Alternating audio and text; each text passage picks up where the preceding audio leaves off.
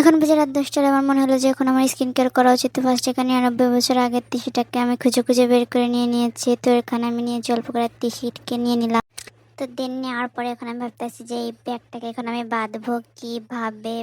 আমি আলসা মিশিয়ে ভাবছিলাম যে এরকম পেঁচা পেঁচা থুয়ে দিই, পরে ভাবলাম না একটু আলসা মিশিয়ে ভালোভাবে রাখি, কারণ আবার 99 বছর পরে স্কিন কেয়ার করবো। তো দেন এখানে কিছু চাল নিয়ে নিলাম।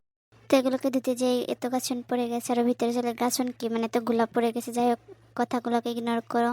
তো এরপর যাই হোক ধোয়া শেষ। এরপরে এখানে আমি যেটাতে আর কি এটাকে গরম করে নেবো। এখন এটাকে আমি স্কিন কেয়ার বলছি মানে মুখে লাগাবো।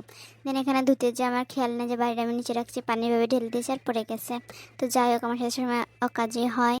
দেন এখানটাকে নাড়বো কি দিয়ে, এখানে 2টা চামচ ছিল বাট ধরাল সেতে আমি এখানে এটা দিয়ে নাড়ছি। এটা হচ্ছে কেক কাটার, ওইটাকে দেখে বুঝছো। তো এখানে যাই হোক, এখানে আমি এটাকে হয়ে গেছে কিছুটা ঘন, মানে আরও ঘন হওয়া উচিত, বাট আমি যতটুকু করতে পারছি ততটুকু করে স্কিনে নিয়েছি।